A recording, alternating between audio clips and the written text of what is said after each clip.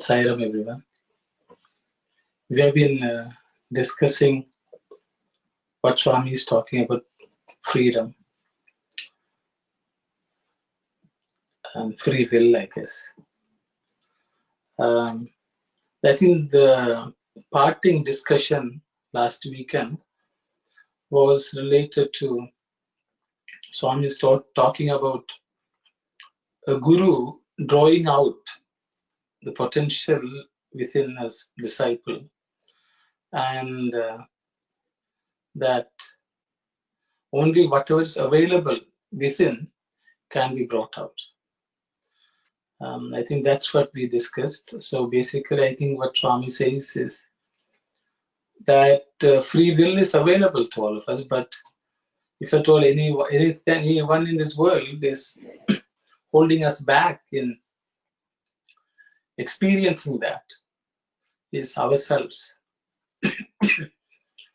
That only when we can help ourselves, that the Guru can help us out.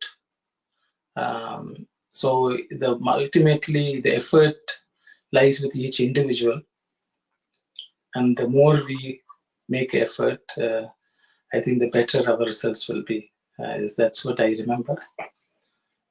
So Sister Kalyani, we can read on. I don't know whether you want to, if you have that paragraph, we can just read that and then move on, but otherwise also it's okay.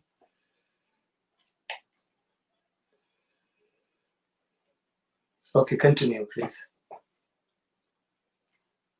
Everyone has a divine potential in him. You should not think that men who have achieved eminence or the high intelligence displayed by some persons owe their accomplishments to some external power.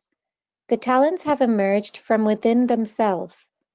All powers are within you. You have no need to go to someone outside for achieving anything. All that is needed is the external manifestation of the powers within you. The main sadhana you have to do is to control the vagaries of the mind. Krishna told Arjuna that his mastery of archery was not conferred on him by his preceptor, but the preceptor only drew out the abilities that were already in him. No preceptor can enable a disciple to accomplish what is not potentially within him. When you dig a well and find water at a level of 100 feet, the water was already there. You merely found it by removing the earth above it. Likewise, men tend to forget the divine potentialities in them because of identification with the body. You can read on, sister. I think we discussed, unless maybe we'll pause if anyone has something to discuss.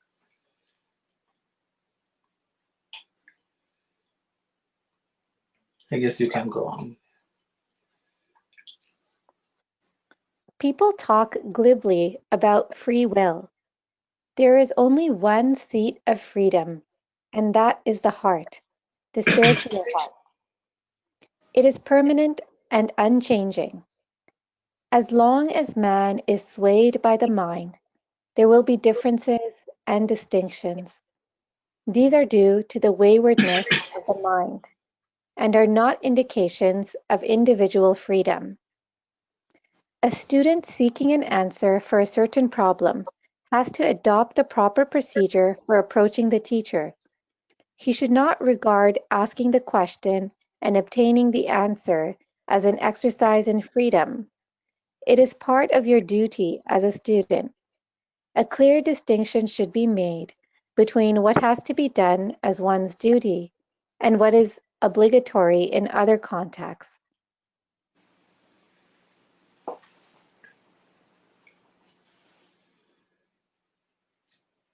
Sairam, everyone. I think Swami is continuing to continuing from where we left off last paragraph, I guess. Because he says everyone talks about freedom. But Swami says there's only one place where freedom can be found, which is the heart. Hridaya, as Swami would say. And as long as the man is swayed by mind, which actually blocks us from experiencing that freedom, and we will never be able to experience freedom. And also Swami is talking about a student seeking an answer. So from what that we can understand, until the student learns the subject, the student is dependent on the teacher, and there's no freedom involved because the person lacks the knowledge. So I think those are 2 points I think Swami is making. I will open it up for anyone else who would like to share your thoughts, please.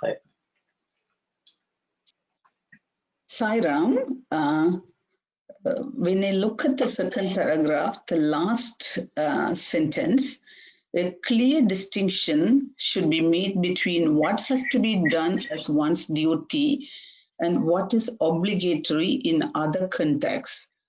I really thought about that, Hinadi. In my understanding, duty and obligation, it goes in hand. Say for an example, in my understanding, I thought the duty is something which is morally or legally obligated to do. When I say morally, say for an example, if a son or daughter's the dharmic duty to look after the parents or the children under the age of 18, it could be a moral duty. When it comes to legal duty,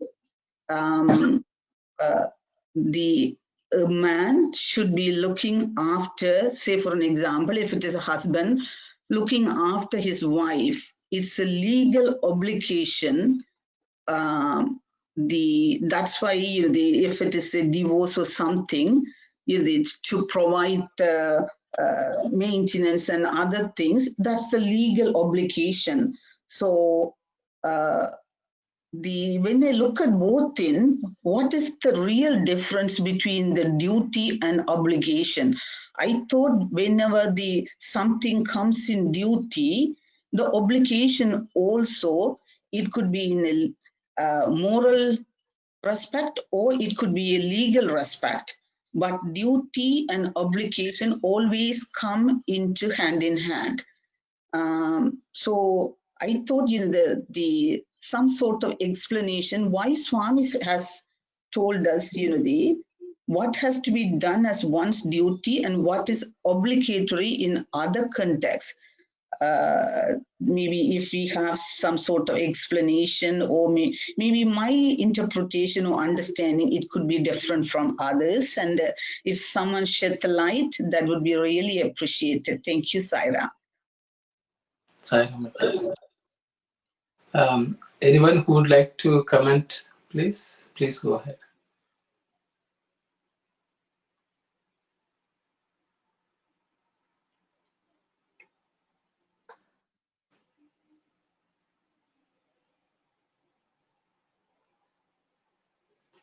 Yes, yes, please.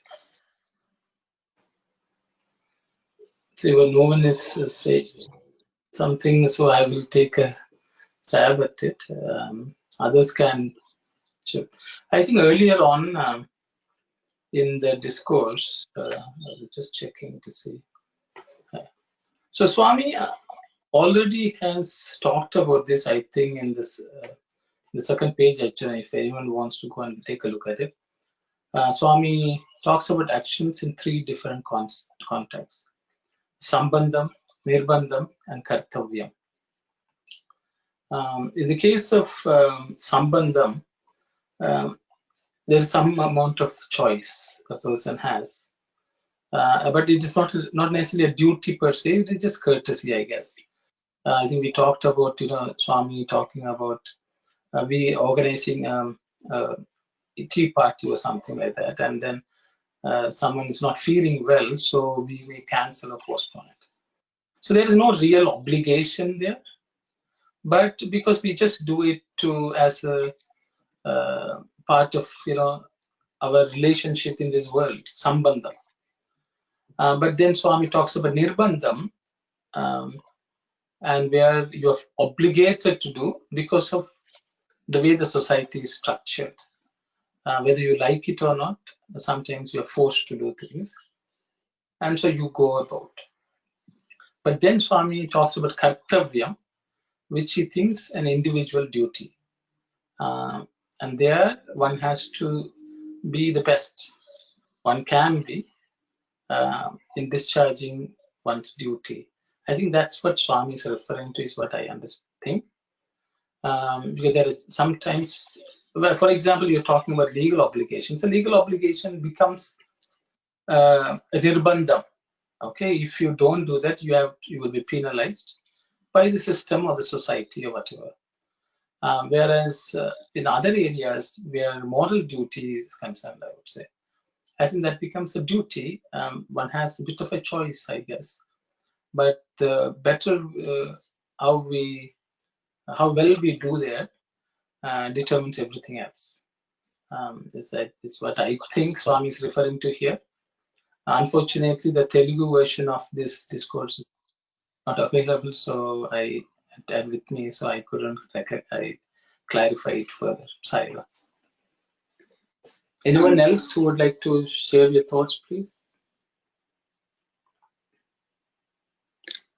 I think when we refer to sambandham, nirpandam, and kartavyam, that gives maybe, when I think about in that perspective, my mind is clear. But when I simply looked at duty and obligation, maybe this English translation, maybe it's very narrow interpretation. Maybe when I look at Swami's, sambandha nirpandam kartavyam, that gives the, I think, more broad interpretation and explanation. Now I got to the duty and obligation.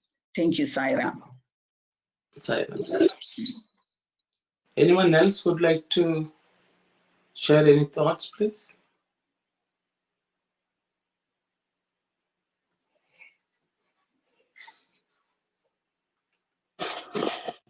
Sairam, brother. Okay. I think this is the way I define myself.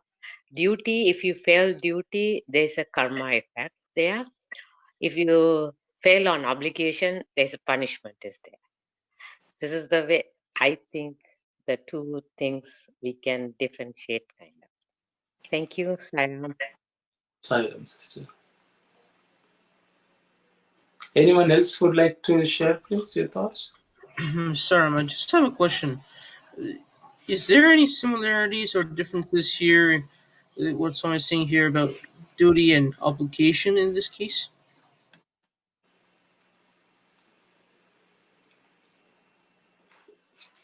Can you repeat the question? I said duty. What? So the question I was trying to ask is there any similarities or differences between duties and obligations based on what Swami has given here in this part of the discourse?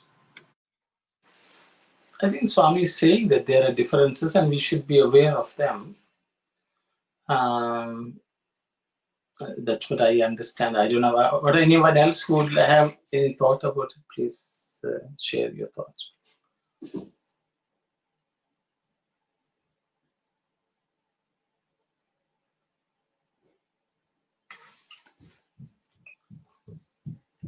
I think we'll see what Swami is saying further, Subala.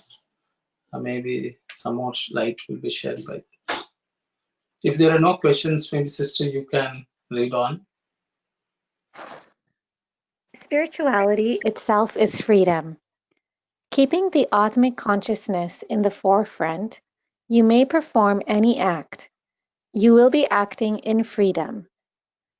There are no two different types of freedom, individual freedom and spiritual freedom.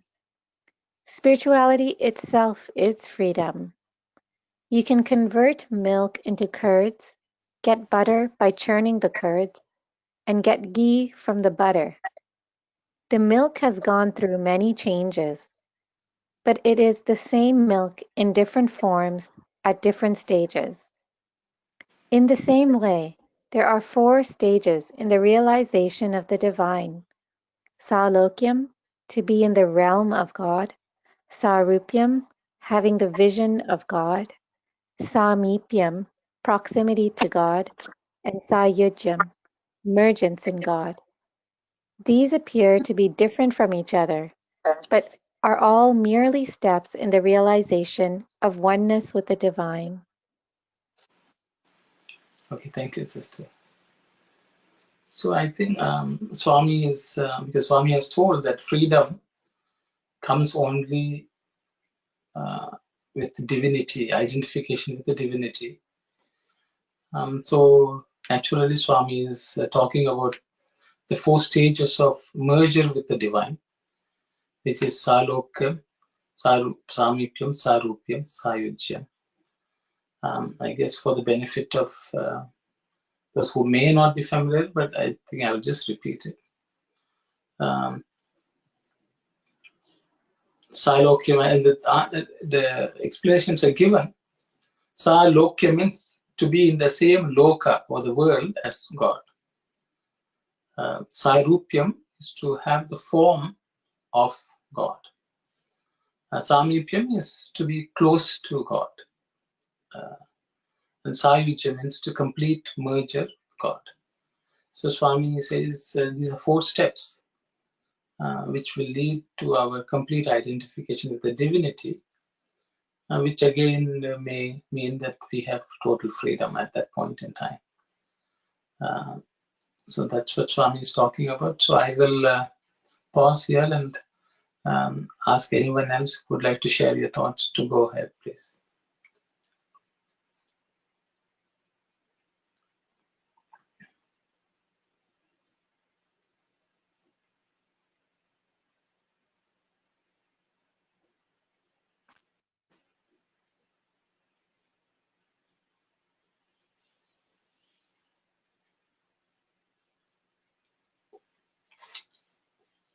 I guess if there are no comments on this, I think because we have discussed this, I guess, in the past too.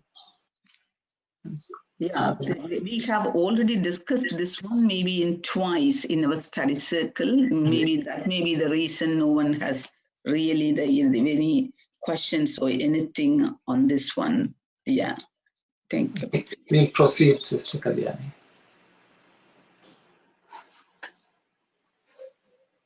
Any talk of freedom for man in this phenomenal world can only refer to an insane or egoistic freedom. It may also be used in respect of certain relationships, like a man's attitude to his child or wife. But the exercise of freedom towards them in an authoritarian manner can be described only as a travesty of freedom. It is a sign of foolishness. It is unbecoming of anyone calling himself a human being to behave in such an egoistic manner. Man can raise himself to a higher level only if he gives up such egoistic behavior. You must recognize that you must accord to others the same amount of freedom which you claim for yourself. Freedom is thus interdependent and cannot be absolute or unrestricted. Your freedom to use the public road is subject to traffic regulations, which you have to observe. If you violate them, you run the risk of action by the police or meeting with an accident. Sairam. So I think maybe it does not necessarily require any explanation from my side. Swami says, because most of the time we speak of freedom because we want to do whatever we please, ignoring whatever else others may think or feel, thinking that what we do or say is right and others have to somehow follow us. That's why Swami says any form of authoritarian action by anyone is only a display of ego. And so he wants us to have give and take, share what we have. Even freedom, whatever we have, has to be shared with others. That's what I think Swami says. And Swami is going on to talk about traffic regulations and so on. So from this we can see that in this world, in this phenomenal world, what we have is all obligatory actions because we are constrained by the world and others around us, I guess. So I will pause here, and if anyone would like to share your thoughts, please go ahead. Sarah, so basically, like, I want to ask a question regarding the first line of this excerpt of the discourse. What does Swami mean by any talk of freedom for man in this phenomenal world can only refer to an insane or egoistic freedom? What's the reason for this? Okay, I will ask anyone else to share their thoughts, please, on this question posed by Bhagavan. What does he say that what is meant by insane, or what is the question actually? The question, Shobhalan's question. Why it is said insane, or what? Yes. I think his question is, why is Swami saying in this phenomenon, any talk of freedom, it can only refer to insane or egoistic freedom? Why is Swami saying this? I think is his question.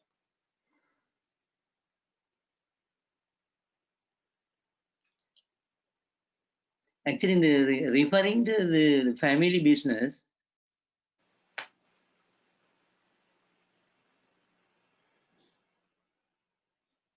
in the male dominant society that the Asian world has had, nowadays there's full freedom. Of course, ladies, everybody speak up.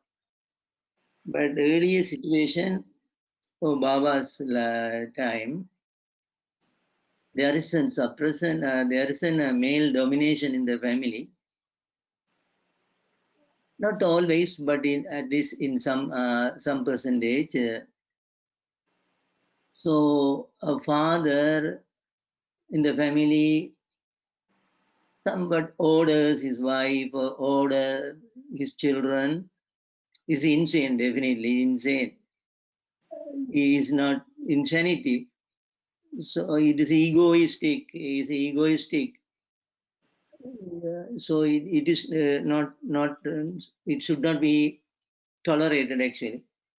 So likewise in this phenomenal world, people in the name of freedom, they try to do many things. So for example, in a country where there are minorities and a big percentage of majority, then the minorities are suppressed by the majority. It is insane, actually. It is insane. They are not in a regular calmness. So the family, in this family, authoritarian family, the male dominating family, actually the father is behaving insane. We can understand that part. So Baba is like an activist. Baba here put the things in plain, saying that what you people are doing in the name of freedom, it is not totally acceptable, something like that. So the word insane and egoistic makes sense to me. Thank you, sir. Thank you, brother. Thank you. Anyone else would like to share any thought, please?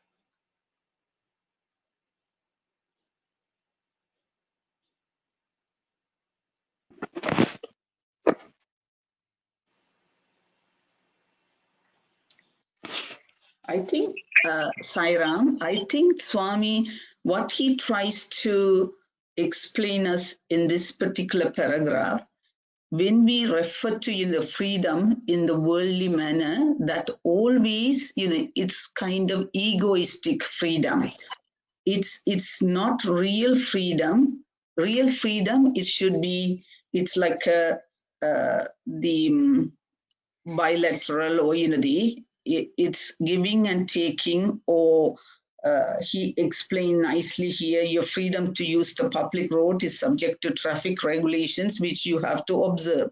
So that's the one. Maybe in normal language we always say not the freedom, it's a privilege. But Swami here says, always when we talk to freedom, that always, it's kind of insane or egoistic freedom. That's not the real freedom. If it's a real freedom, that must recognize the well-being of others too. That's maybe my intake from this particular paragraph. Thank you, Saira. Sairam, brother.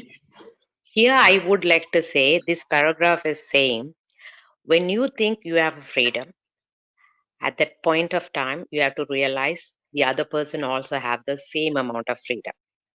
So anything that you want to say, you cannot have the ego saying that I know a lot more, or something to, there's nothing to compare there. That is the understanding I'm getting here as an interdependent freedom. And so that way it will give you a mutual respect among everybody. So that is the kind of freedom that comes from the heart. That's what I understand from this paragraph. Thank you, Sairam. Thank you, sister. Thank you. Sairam, anyone else would like to share your thoughts, please?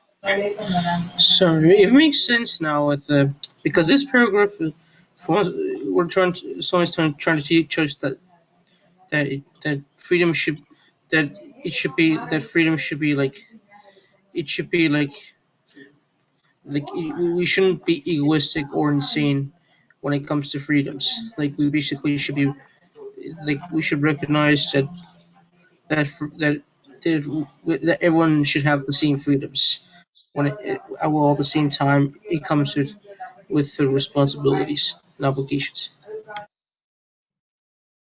Thank you. Thank you, brother. So if everyone is, if there's nothing further to say, we could move on, because I think it was a good discussion so far. Sairam, Sister Kalyani.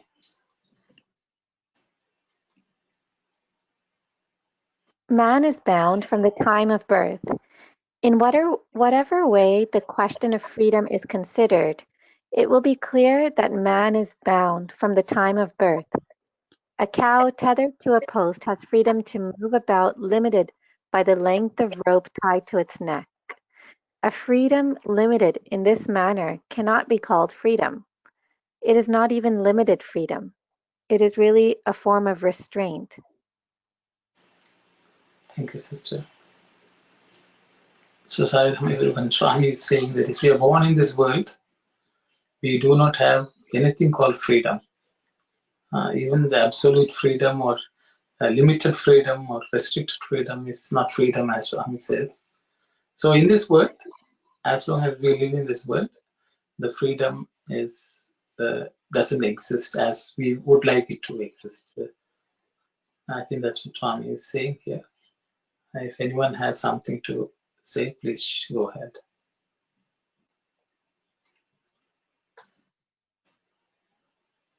Saira, in the earlier passage, Bhagavan said, Atmic consciousness, anything you do with Atmic consciousness is freedom or welcome to something Bhagavan said here above.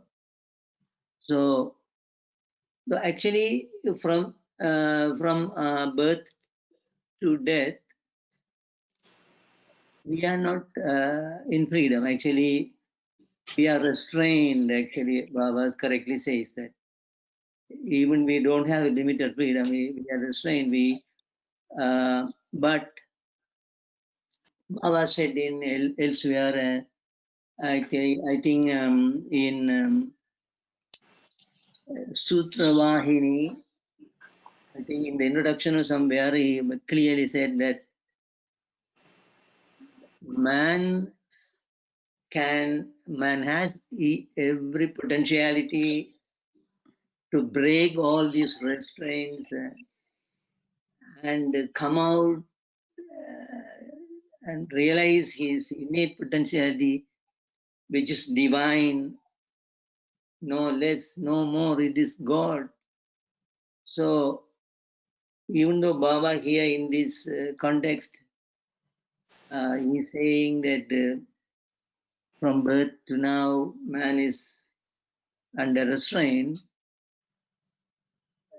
indirectly in the passage above and all the time and everywhere, he is saying that you are the Atma, realize it, know that, break these shackles, come out, and like that. No, so the paragraph should be viewed in the correct perspective. Thank you, Saira. Thank you, brother. Thank you. Sai Anyone Ram, else? Sairam. Sai Ram, is it correctly to say we don't have any freedom until we merge with God in this perspective? Because Swami says even we don't have really any limited freedom or absolute freedom. So that means that we don't have any real freedom until we merge with God. Is my understanding correct? The way Swami has explained here in a spiritual plane. Yeah, thank you. Sairam, because I disconnected with me. While in the body, we could be liberated from all the pulls of the mind or body and everything. We could be liberated while in the body. So that is the Jivan Mukti, Mukta state which Shankara advocated, and Baba always tell that realize Atmic consciousness, develop your Atmic consciousness, then live, then act, then live. Now itself, if I am so desirous, I can do now, but this very moment, that's Baba's speech everywhere. So you are God, Baba is saying that you are God, no less, no different. Understand that, realize that, cut away, control the senses, control the mind, develop, know your original potentiality. So once we have developed that state, until this death, we are free, no restraint at all. That is what Bhavan is saying. That's my, maybe it may wrong. It can be a different view, but that is what Baba is saying according to my understanding. Thank you, Sairam. Brother, I don't know better explain that one. Thank you, Sairam. Yeah. Anyone else? Yes, sister. Sairam, my understanding is this. Until you think you are attached to the body, there is no freedom at all. But as we studied before, anything that we are going to do with the heart, then there's a full freedom we have. So that is my understanding on, since the time we born here, if we are living with the sense of attached to the body, then there's no freedom. So only freedom when you have when you do things with your heart. Thank you, Sairam. Thank you, sister. Anyone else would like to share your thoughts?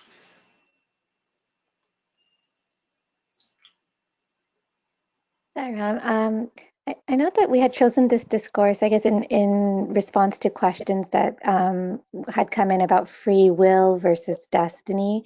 So in here, I guess Swami uses more the term freedom, not really free will.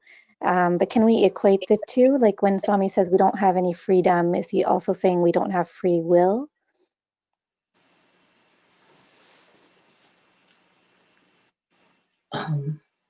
Xylem sister, I think Swami used the free will in the previous paragraph, if I am not mistaken.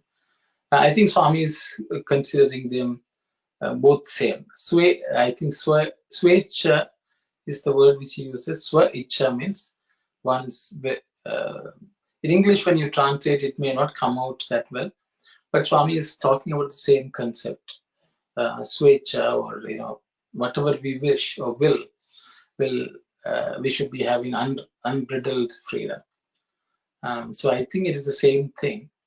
Even if you look at any other discourse where Swami has talked about free will, Swami has echoed the same thing, where, or at least however it was translated, and they are still talking about freedom or free will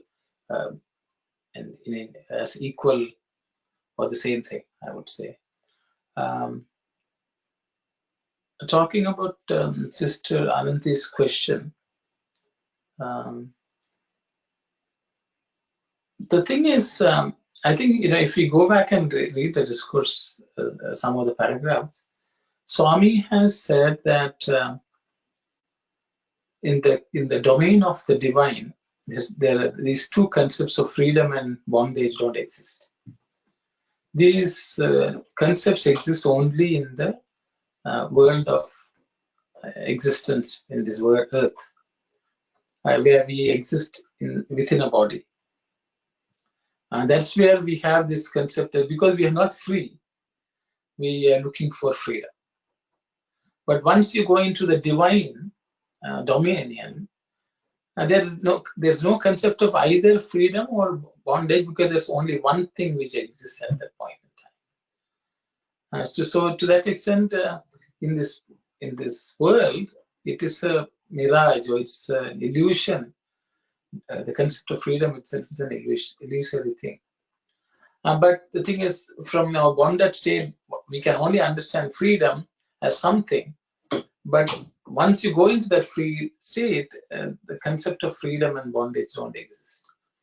To talk about, I think Brother Sivadas has already spoken about the Atmic freedom. We can look at whoever we consider as avatars, or whoever seems to have realized. All of them had to undergo whatever the body of theirs had to undergo whatever the natural laws which apply in this world. But the reality is they did not identify with the body. That made them free in spirit, or the spirit of freedom, as Swami would say. Though because they did not identify with the body, they never felt that they are limited. But as long as we identify with the body, freedom is something which cannot be expected. So that's what I think Swami is talking about. If we are born in a body and we identify with that body, then we will feel bound, no other choice. But if we are within a body, but you don't identify with the body, then you will never feel that the limitations of the body do not apply to you. I think that's the distinction. And that's what Swami talks about, functioning from the heart. When you function from the heart, you are not thinking about either freedom or bondage. You think that's the best thing in this world, for as I exist, that's the best thing I can do for everyone around. You will sacrifice anything, and you will not think that you are sacrificing. Because most of the time, we don't want to sacrifice anything. That's why we talk about freedom, because we don't want to sacrifice, but we want to have everything. But that is an illusory goal, or something like a mirage, which does not exist. That's what I understand. I don't know whether I have confused things more. Others can share your thoughts, please. Thank you, Brother Arno. That's a very nice explanation, I would say. Thank you.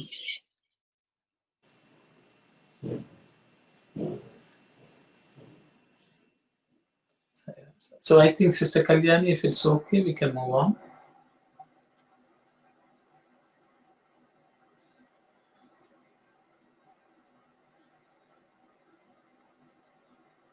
Today, people do not use words in their proper sense.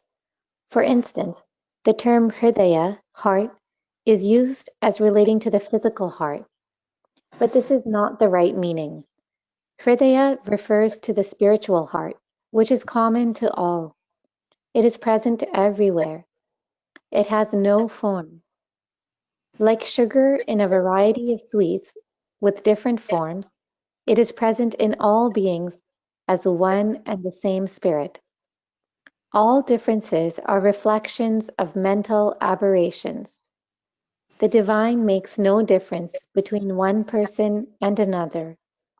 All differences of caste or community relate to worldly associations.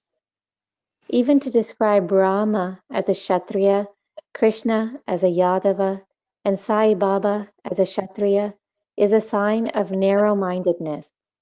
The divine transcends such distinctions. Thank you very much, Sister. So I guess Swami is sort of explaining some of the things which we already discussed. I think there's nothing new for me to add.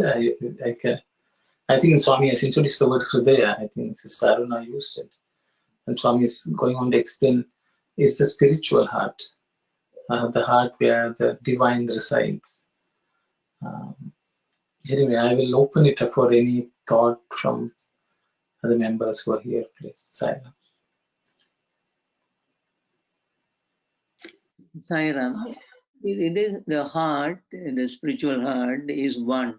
It is in with Brahman, God. So we have to understand what is meant by heart here. So everyone has a physical heart and also a spiritual heart, Baba has said. Each one has a spiritual heart as well. So everyone's spiritual heart is one. If there are 7.5 millions of men here and the spiritual heart is one for each, everybody is one, only one. Only for that, so it means the Atma. So we have to have the right understanding that the spiritual heart is Atma. That's what I wanted to share here. That's why I understand. Thank you, sir. Thank you very much, Brother Silent.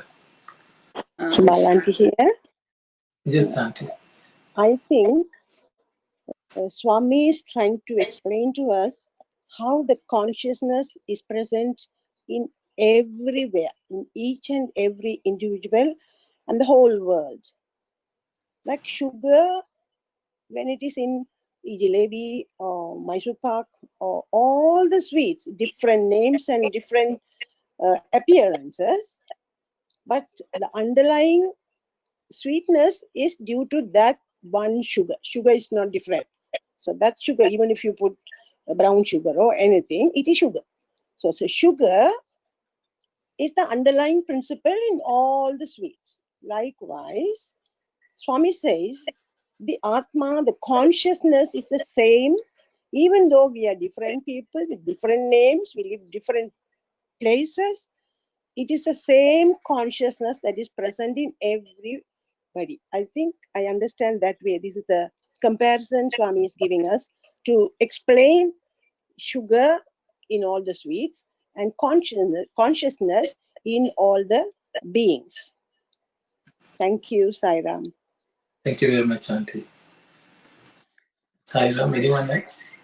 Sairam, it's not really a question, but my curiosity or something in the one sentence before the last one, even to describe Rama as a Kshatriya, Krishna as a Yadava, and Sai Baba as a Satriya is a sign of narrow-mindedness. Is there any particular story, Swami as a Satriya? It's I wanted to know, maybe Rama we know it's a Satriya, Krishna we know that Yadava is kind of story. Maybe I was wondering whether I am not familiar with that story or something, the Sai Baba as a Satriya.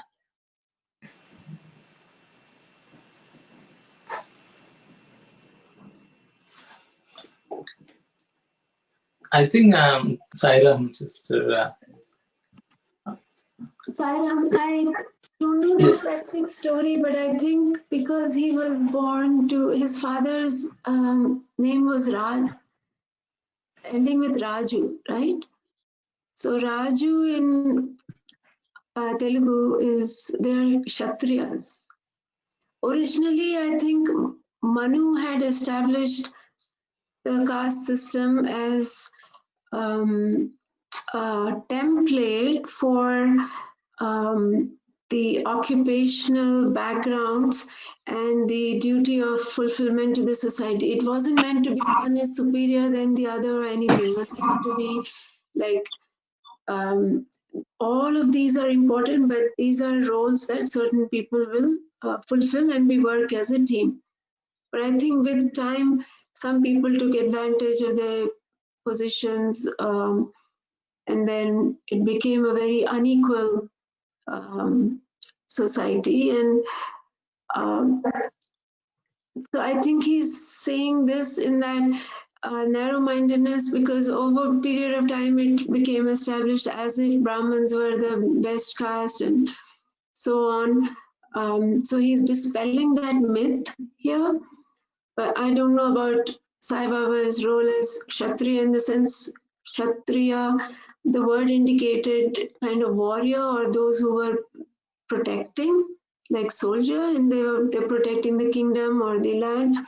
In one way, he is protecting us. Swami is protecting us from evil inside us, around us, outside us. So in that sense, but I think I'm sorry, I'm not sure if there is a story specifically linking, but I just thought I would share this. Thank you.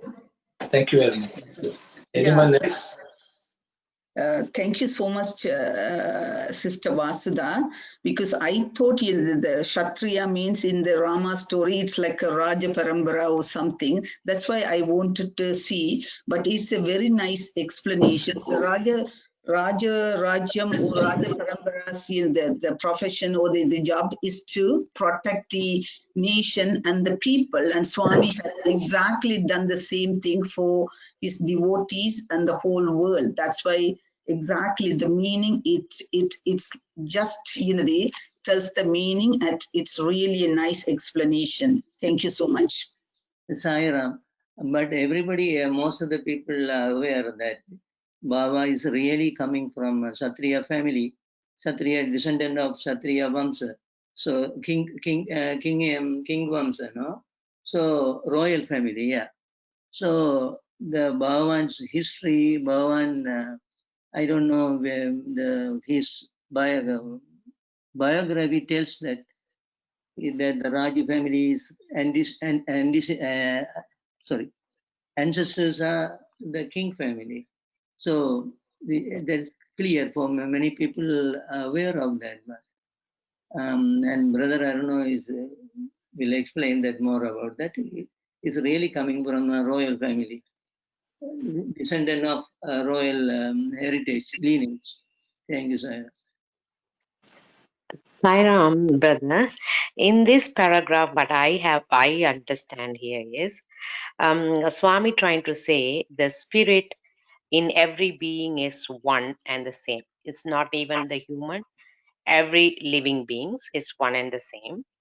and it's only these castes are related to the worldly things, and divine is beyond that. So there's no these only the narrow-minded people will say this caste and that caste, but in the divine sense, or the God's side of you, there's no caste.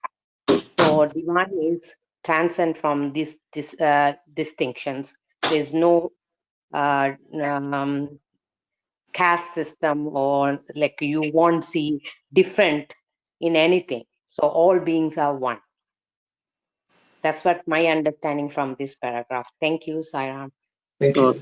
Sairam, my impression is what I understand from this caste system, Yadav and Kshatriya, because this was only to recognize the people by their skills. But if they were warriors, if they were literary people, they were Brahmins. So this is not related to our spiritual hridaya, the spiritual spirit, which is one, doesn't matter whether you are Kshatriya or whether you are Brahmin or you are Shudras, all that. This was only to indicate to the world that what kind of skills they had to divide the society according to their expertise. So Hidayah is definitely, spiritual Hidayah is one, it's just like sugar, it's only one. This is small comment I just understood how I understand about this caste system. It's not related to spiritual Hidayah. Spiritual Hidayah is everybody has it, whether you're Brahman, whether you're Kshatriya, whether you're Vasudevas, whatever. Thank you, Sairam. Thank you very much, sister. so Sairam brother, so we all divine sparkle, so there's no different at all. But early days, for the work they divided different categories. Then later, they think each person, each group, they thought they are superior to the other people. That is the way the caste came. So nothing do with spiritual, you're bringing to the caste, but the people made like that. Thank you, Sairam brother. Sairam.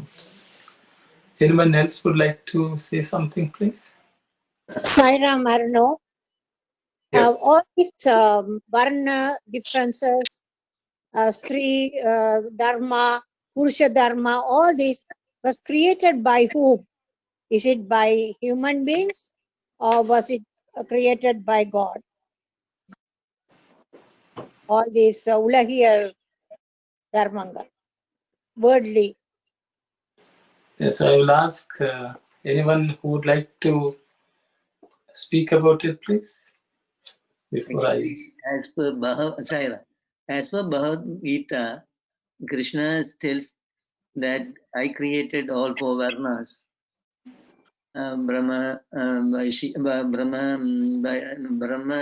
Satriya, Vaishya Sutra, for the keeping on the mode, the temperament of people. That temperament, some are inclined, some are inclined for protection of others. Based on that, Krishna says, I created the four Varnas. But Bhagavan, also Krishna come again, but Bhagavan, Baba, the same Krishna is saying in this Kali Yuga, he is saying that Atma is one, everyone is one. Don't look at the differences.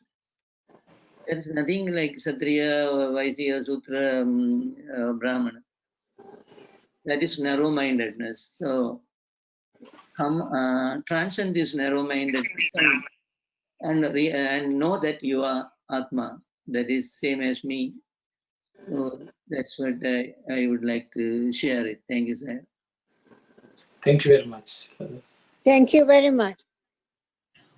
So basically, just like how sugar is applied in all sweets, the spiritual heart, well, because everyone has a spiritual heart. Okay. Maybe I will. Anyone has something to say? Otherwise, I will say. What is it? Shivalan is asking about everyone has spiritual heart. Oh, he's just making a statement that I think just like sweet is there, everyone has the heart. I think Yeah, just... yeah, okay, that's okay. But in one discourse, Baba said that we have spiritual heart situated on the left side of the center. So while the physical heart is to the slightly left, and spiritual heart is slightly to the right of the chest portion. Baba has said that one, and Ramana Maharshi also has said that one. So, but that is the Baba, the heart that Baba is speaking here is the Atma. The heart is one, spiritual heart is one. So, from the spiritual heart, this the images, the shadow eye emanated from the spiritual heart. So that the shadow eye, the ego eye, has to reverse himself and go back to the spiritual heart, from where it. Yeah, that's what I would like to say here. Thanks. It's additional information, but this is what I understand. Sorry. Thank you, sir. Silent. Brother Rajagopal wants. Oh, Sairam, that forms are many, but inner being that what is the Atma is one for everybody. That's the things that explain that there's nothing different. That's it. Thank you, Sairam. Everybody said explain the same thing. Thank you, Sairam. Sairam. I think because I think the caste system sort of came up for discussion.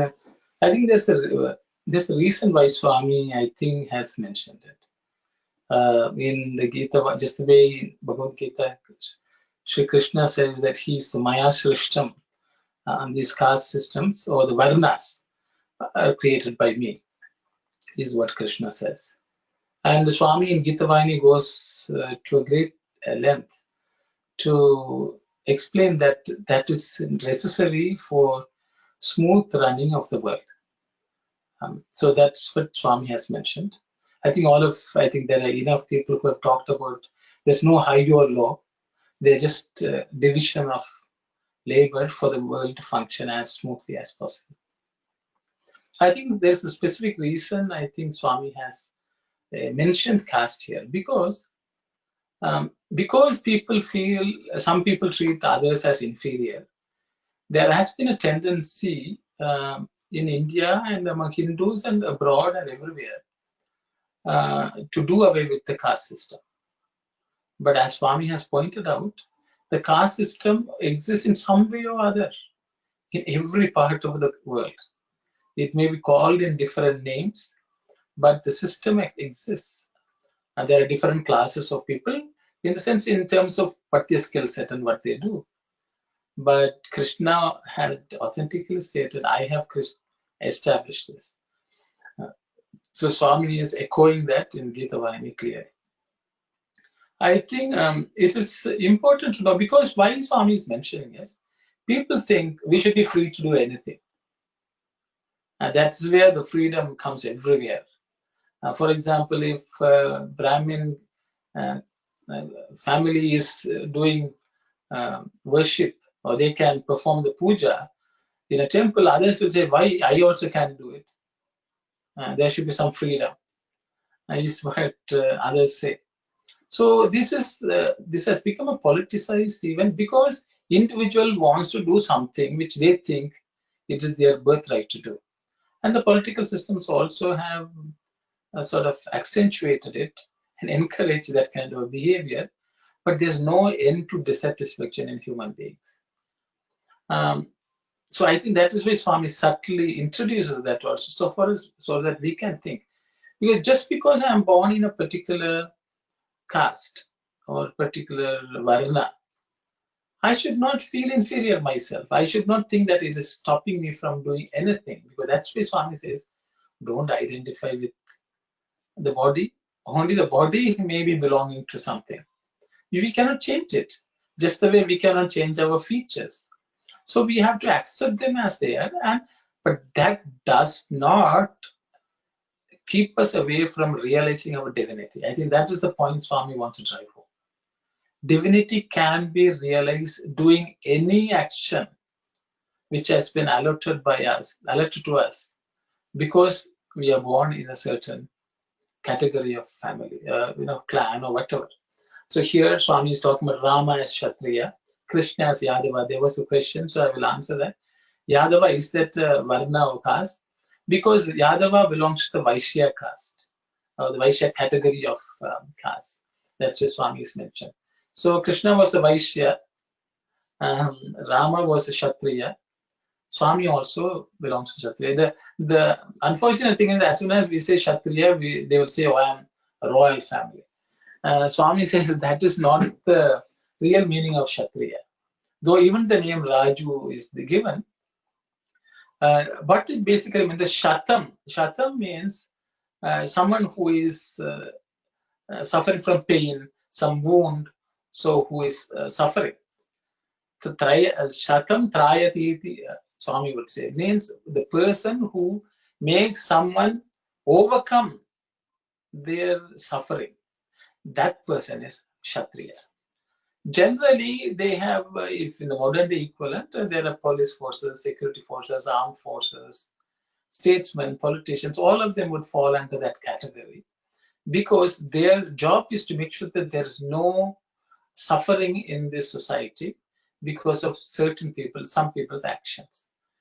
So they provide security. So that is a Kshatriya. So security class is the Kshatriya class. And some of them happen to be the king or royal family. Of course, that become because the ancient dharmic kings never had money, not too much money.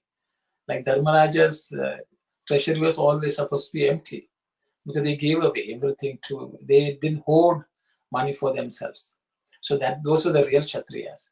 Same thing with the Brahmin class. Not everyone does puja in the temple. Some people will teach, some people will learn. Some people may cook in the temple.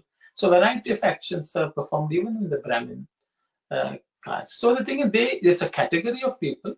Within that category, depending on the skill sets, people perform different duties. But just because I like that career, and I don't have the freedom, this caste system is blocking me. There's some people unnecessarily worry. Swami would say, don't waste your life in that kind of fight. Find your own freedom by identifying with the divinity. I think that's what Swami wants to drive home. Don't attach yourself, identify yourself with the body. The body has its own, because wherever it is born, however it is born, you have to do whatever you have to, but understand that you are divinity, and that should be the goal. And for that, whatever occasion, whatever is your skill set, whatever amount of money, nothing is going to stop you from achieving that. I think that's what Swami wants to drive for. So those are my thoughts. I don't know if anyone has something to say, please say.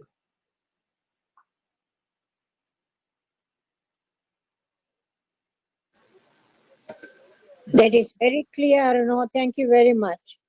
Sairam, Sairam. Sairam, I just remembered one presentation you have mentioned about the thread ceremony, which also I think will go with that. Can you please tell that too, please? Thank you, Sairam. I don't know. Sister has put me in the spot. So, when I was a student, I used to learn the Vedas, and I was one of the members of the Veda chanting group and so on. Everyone else was a Brahmin. I was an odd man out there. But I was interested, so I was learning. So in 1983, Swami performed the thread ceremony for all the students who wanted to have that ceremony. And I think even now, thread ceremony is done in Parthi, and anyone who irrespective of caste or creed, can have the thread ceremony. So at that time, so because Swami was about to perform, we three brothers were also interested, because we know that Swami has at times performed for even some white Westerners at thread ceremony, and some rare instances. So we thought we should ask Swami permission to have the thread ceremony. When Swami happened to give an interview just before that, because we had told our parents to come.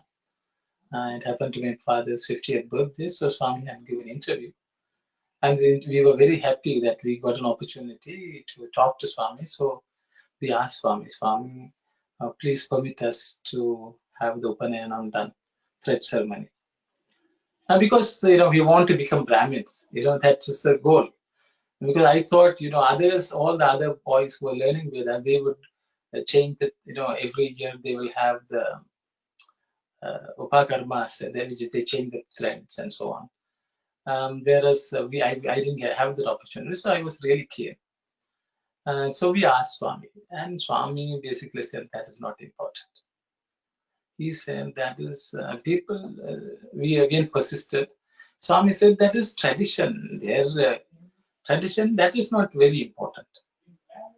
Then my father wouldn't give up. He said, Swami, but we don't know how to chant the Gayatri. If somebody can initiate us into Gayatri, then we can do Japam. That was my father's request. Then Swami said, Pakalam, I will say. That was on the March 9th of 1983. On the 17th was the thread ceremony done. And we were crestfallen actually when Swami said that. So we thought maybe we are not qualified to be Brahmins and all sorts of things, at a young age, all these things. But when that happened, Swami called for the mic. And in the mic, Swami chanted it 3 times and made everyone repeat, whoever was there, whether they were having thread ceremony or not. So that way, Swami said for everyone, all human beings, Gayatri Japam is very important. Whether you are a Brahmin, whether you are Vaishya, whether you are anything, whether you wear the thread or not, you can still lead a life of a Brahmin. In whichever caste you are born, even if you happen to live in that caste, performing the duties of that caste, you can still chant Gayatri. By adapting Brahminical attitudes, you have to live like a Brahmin. In life, in your karma, you will be a Brahmin. But you don't have to become a Brahmana Vesham, you don't have to put. You don't have to put on the garb of a Brahmin and walk around like a Brahmin, because that only boosts ego. That was a very good lesson, Swami. So spirituality is accessible to anyone. Even if I am not born as a Brahmin, I can live as a Brahmin. I don't have to tell everyone that I am a Brahmin. And that was a very fine lesson taught by Swami, that wherever you are born, in whatever state you are born, in whatever circumstances, you can still lead a life of somebody. You can borrow all good attributes of any other community, but you can live as yourself, and you can reach the divine and realize it. So that's why he has opened it. Even Vedic learning, Swami has opened it for everyone. Before, it was to be restricted for Brahmins. The reason it was restricted for Brahmins was people have to follow a certain discipline. You have to be a brahmacharya. You should not. You should be very, very careful with what you do with your speech, how you lead your life. If we do that, then even though we remain in a particular caste in which we are born, we can still live like a Brahmana within that caste. But we have to adapt all the disciplines of that. So that's what we learned. So that's what I think Sister Aruna wanted me to share. So that was that drove home a lesson. Don't feel bad that you are in a particular caste and you can't achieve anything or you can't learn anything. Swami has opened the floodgates. But that doesn't mean I suddenly tell, now I know the Vedas, now I want to take over, doing puja in some temple. That becomes a political, then it will not take us anywhere in terms of spirituality. the Lord himself will not be happy. He said, I gave you a particular job, just do it. But you can do sadhana, there is no bar. I think that's what we learned. So I thought I'll share it. Sai Sairam, brother, thank you so much. Sairam, Sairam, Ram. I remember in temples and everywhere in the system in Sri Lanka, and I think all over the India also, they treat very badly with the caste system, like they are, the different, they are higher and they are lower like that. Even they won't let inside the house. They don't share the plates. They are on this very badly they treat people, and also in the marriages they don't do.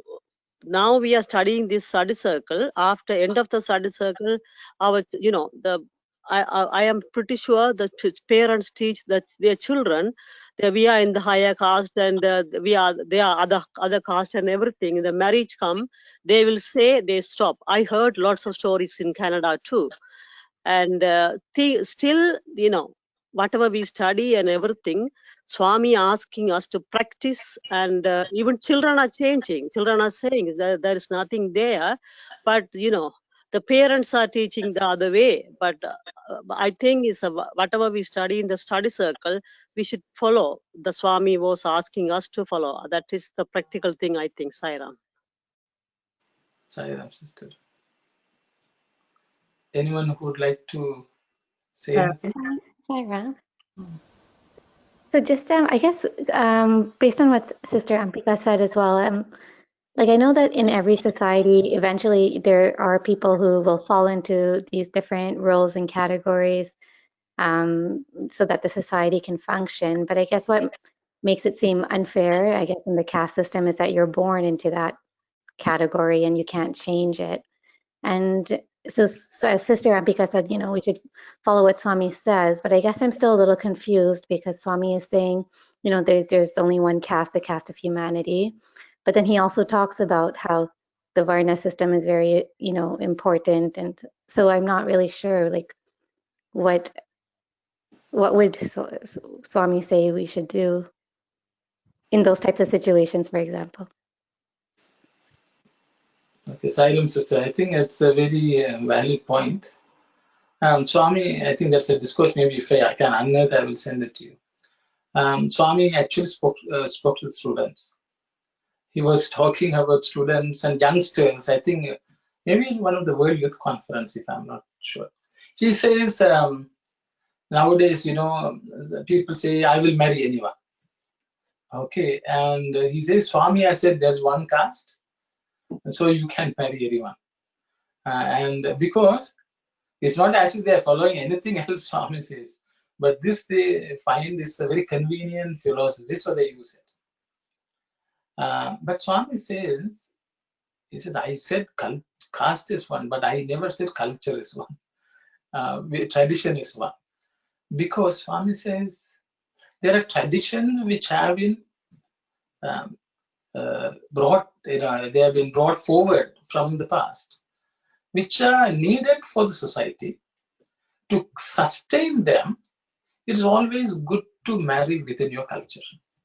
Because if you don't do that, there's a disruption and sometimes things will not be passed on.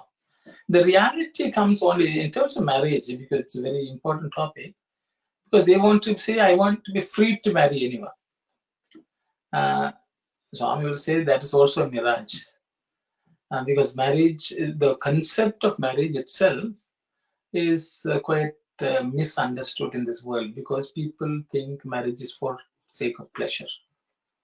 In the Dharmic, in the Sanatana Dharma tradition, marriage is only to propagate human race and keep up the best things in this world. So they always sought a partner, or the parents or the elders arrange a partner who will sustain those traditions and that knowledge, the wealth of knowledge and so on.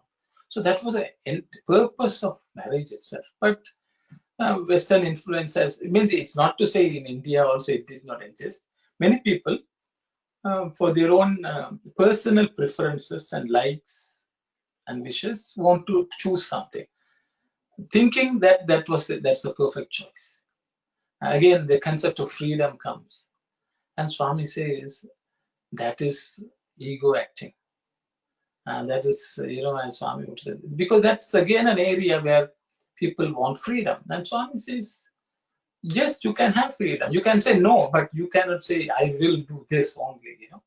Swami was always not in favor of that, because he said, unit of family brings cohesion, and for that, so it should be conducive for the environment in which it is going to thrive, so that it can positively contribute to the society, and individual likes and dislikes should be sacrificed for that sake. I think that's what Swami says. So the reason why he says Swami one caste is, understand that everyone is a human being. Understand that divinity is present in everyone. So treat everyone equally and with reverence. And that applies to people who think they are higher caste or people who think lower caste.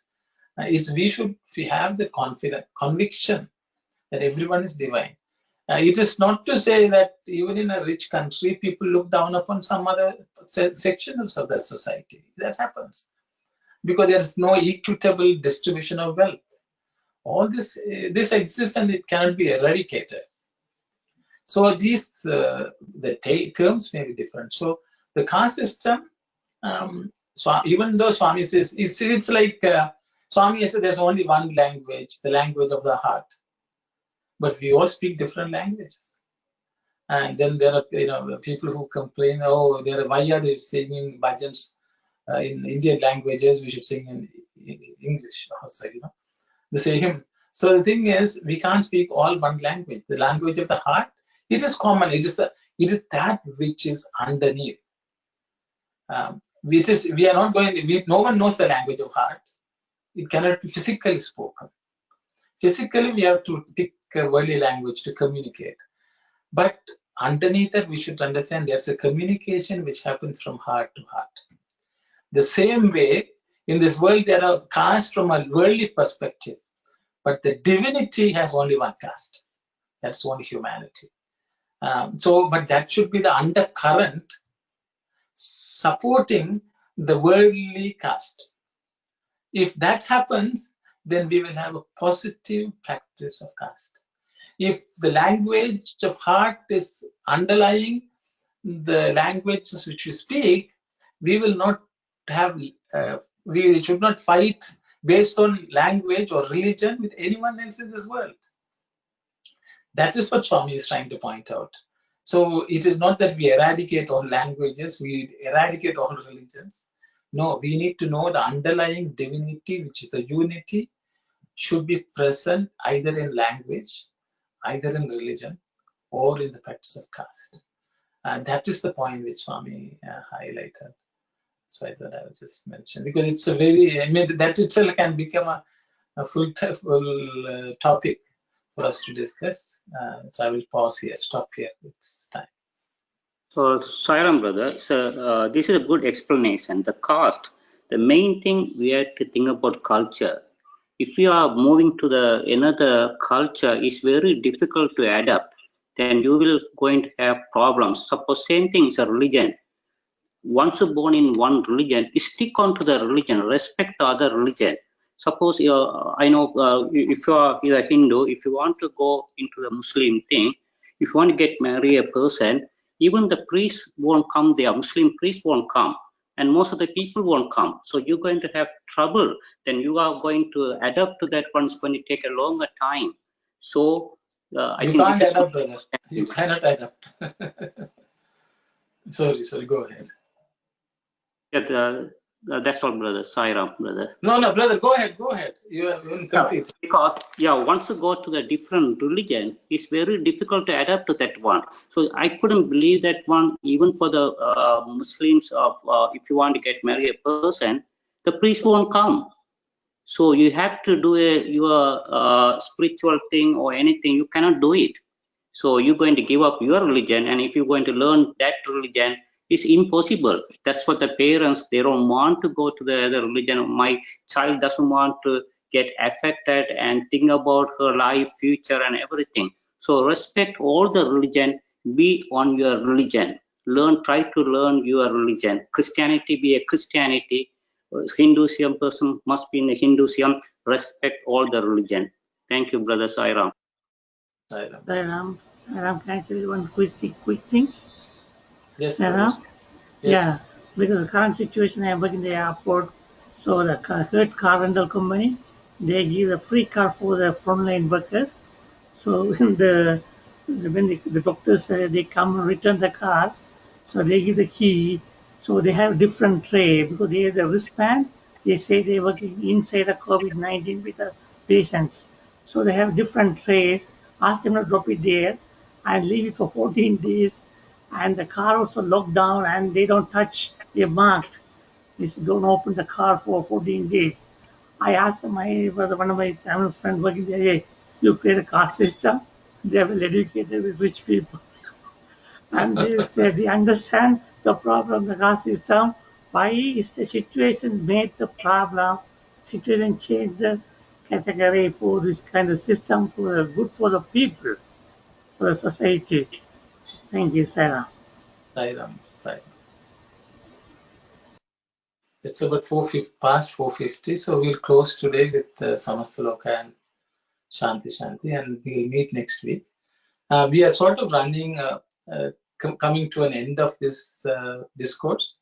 If there's any interest for any particular topic which you would like to discuss or any discourse, please forward to us and we will consider them, and that will be the next one which we will take up. Okay, Saira, please do so.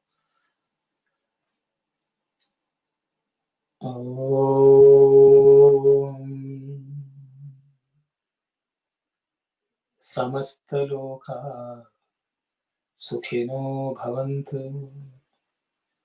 समस्तलोका सुखिनो भवन्तु समस्तलोका सुखिनो भवन्तु ॐ शान्ति शान्ति शान्तिः